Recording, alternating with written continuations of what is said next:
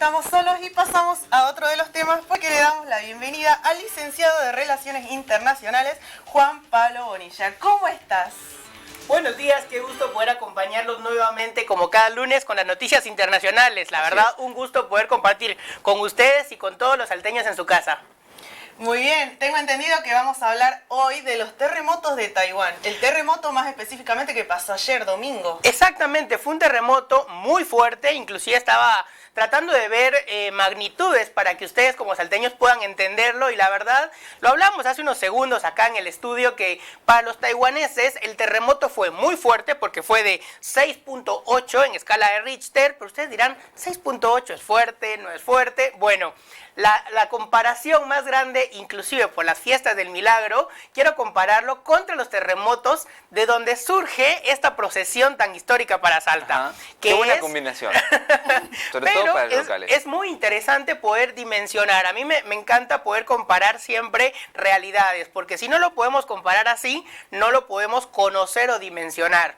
Y en esas comparaciones quiero recordarles, recuerdan que hace creo que un par de meses estuvimos viendo el viaje de Nancy Pelosi a Taiwán, que fue una bomba en el orden mundial, en la política internacional. Bueno, sigue Taiwán en el ojo del huracán de las noticias internacionales, y recordemos que Taiwán es un poquitito más grande que Tucumán. Que Micumán, diría la niñita que se viralizó en las redes sociales. Sí. Entonces, Taiwán es un poquito más grande que Tucumán, pero tiene la mitad de la población argentina. Tiene 25 millones de habitantes en ese pedacito de isla. Una cantidad bastante importante, ¿no? Importantísima. Imagínense entonces, en un pedacito tan chiquitito que vivan 23, 24 millones de personas, imagínense el hacinamiento de las ciudades. Y sumado a eso, tener terremotos constantemente, la verdad para la arquitectura taiwanesa es un reto increíblemente grande. Tienen inclusive rascacielos, imagínense, es sísmico 100%, les comentaba que han tenido entre 20 y 22 terremotos del 2000 para acá. O sea, literalmente casi que un terremoto por año.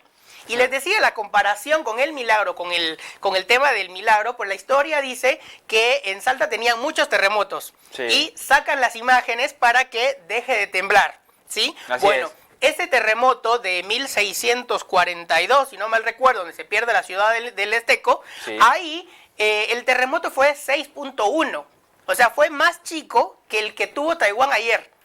Entonces, ahí podemos dimensionar la realidad que se tiene entre la fuerza que tuvo este terremoto en Salta y en Taiwán. La diferencia fue que en Taiwán hubo un solo muerto. Y no fue ni siquiera por el terremoto, no fue por consecuencia directa, sino fue por un paro cardíaco. Por susto, o sea, no fue ni siquiera porque le haya caído una pared o algo encima. Entonces, vemos ahí las comparaciones de la arquitectura taiwanesa, que está acostumbrada totalmente a los movimientos sísmicos, como también a las personas que están acostumbradas también. Eso también estaba viendo datos que el 80% de los terremotos del mundo sucede en el Anillo de Fuego, que son todas las costas del Océano Pacífico. Y en este Anillo de Fuego, donde pasan el 80% de los terremotos del mundo, también está el 75% de volcanes activos. Entonces, Océano Pacífico no tiene nada, ¿eh? Nada. Y ahí, bueno, voy a meter un poco, como siempre, de los guatemaltecos. Guatemala tiene costas en este anillo de fuego. Y es muy interesante ver que las costas del Océano Pacífico son negras. ¿Por qué negras? Porque tienen arena volcánica. Entonces, cuando uno va al mar, uno está acostumbrado a ver las playas del Caribe, ¿no? Transparentes, arena blanca y todo. Bueno, en el caso del Pacífico es lo contrario. Primero, es arena negra, y segundo, tiene un oleaje muy fuerte. Ahí es donde también podemos ver cuando hay alerta de tsunamis, es por los movimientos sísmicos que tienen todo el Océano Pacífico. Chile, hablamos hace un ratito, Chile, sí. Mendoza, están acostumbrados a esto. En el caso de mi ciudad, Antigua Guatemala, tienen un volcán activo a 15 kilómetros. O sea, de la habitación de donde yo crecía, en la casa de mis papás, yo tenía la vista del volcán. Y a las noches se escuchaba el pum, pum, pum, y comenzaban los vidrios. Y es normal para nosotros tener ese tipo de temblores. Es como que ya lo asimilan. Lo asimilamos normalmente y es muy importante ver que como estamos en una zona sísmica, al igual que Taiwán, los colegios desde niños nos enseñan que si hay terremoto, abajo el escritorio. Los protocolos de evacuación sí. son elementales en estos lugares. Salta, como sí es sísmico, pero no al 100%, pues no los tenemos tan vigentes como otros tipos de protocolos. Pero en Taiwán pudimos ver inclusive en noticias internacionales videos de chicos que están en el colegio o hay un video que se viralizó de un gimnasio, ¿no? Que están sí. están jugando básquet o algo así, que se cae el techo. Se cae. Pero sí, bueno, sí. no hubo ni un herido ahí. ¿Por qué? Porque los taiwaneses están tan acostumbrados que no tienen consecuencias graves a pesar de la magnitud de los terremotos. Están muy preparados y es muy normal para ellos, como les decía. Entonces, ahí es donde podemos ver la diferenciación de cómo estamos acostumbrados acá en Salta.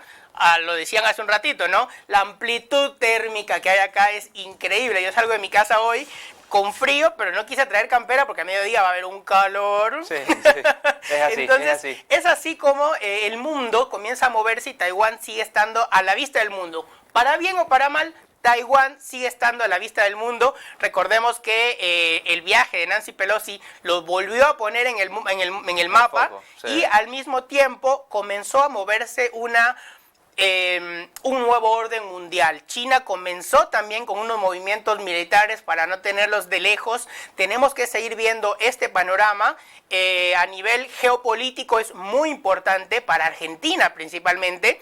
¿Por qué? Porque la mayoría de las exportaciones que tenemos de Argentina, del agro, van para China. Entonces tenemos que tener a la vista, a pesar de que están del otro lado del mundo, ni siquiera compartimos costas, no tenemos alerta de tsunamis, no tenemos nada de relación geográfica con ellos, pero geopolítica y económica sí. Por eso es que es muy importante que como salteños tengamos a la vista lo que pasa del otro lado del mundo. Qué interesante, ¿no? Ahí veíamos la cantidad de información que trajo y sobre todo esto de que yo venía leyendo con respecto al terremoto y te quería hacer otra consulta también con respecto a la magnitud de lo que había sido este terremoto.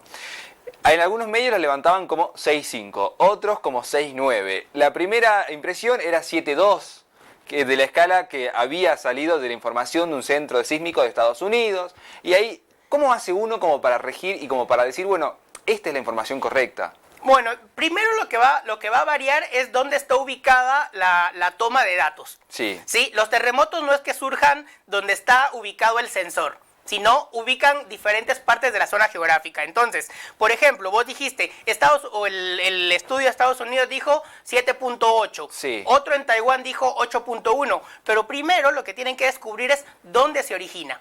Claro. Después de descubrir dónde se origina, recuérdense que las ondas van perdiendo poder.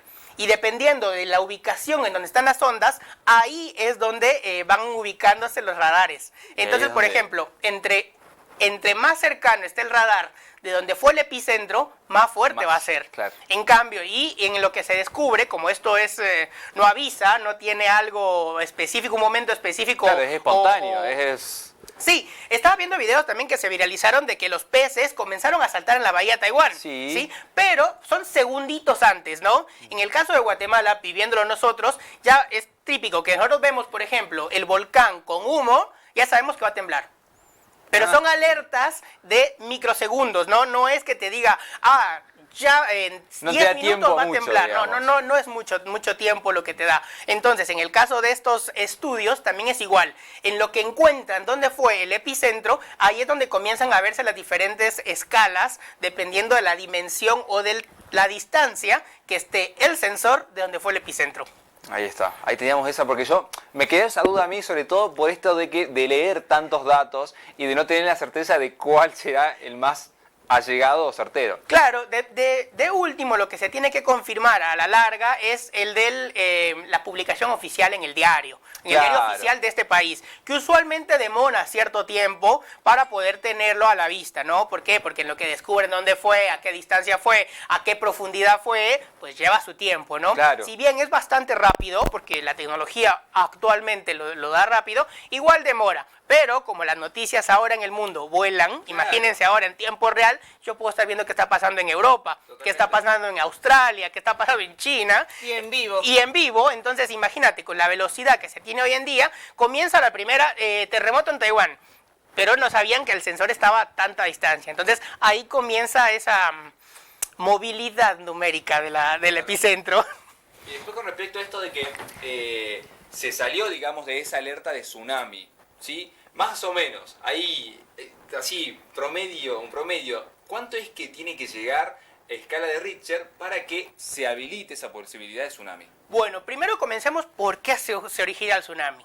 Claro, ahí está. ¿Por qué? Y por qué principalmente en esta parte de Asia-Pacífico, Taiwán, Japón, la parte sur de Indonesia y toda esta parte tienen mucha alerta de tsunami. Porque el océano es poco profundo. Cuando ustedes están jugando agua en la pileta o algo, se dan cuenta que entre más cercano esté a las paredes de la pileta, más fuerte es el oleaje. Y más golpea ahí. Y más golpea. Bueno, así es como funciona el tsunami también. Cuando el océano o el Pacífico, en este caso, está más arriba, o sea, tiene poca profundidad, el agua se levanta. Y ahí es donde tiene la alerta de tsunami. Centroamérica, por suerte, tiene aguas muy profundas. Por consiguiente, Centroamérica tiene muy bajo riesgo de tsunami. Chile no. Chile tiene aguas poco profundas, por consiguiente siempre tienen la alerta de tsunami. Inclusive hubo terremoto en Japón, en Taiwán, Chile recibe la alerta de tsunami. Entonces, el tsunami va a depender primero de la profundidad del océano en el que va a estar y en qué zona fue. En este caso, Taiwán, la alerta no llega a Centroamérica, por ejemplo, pero, por ejemplo, a California sí llega.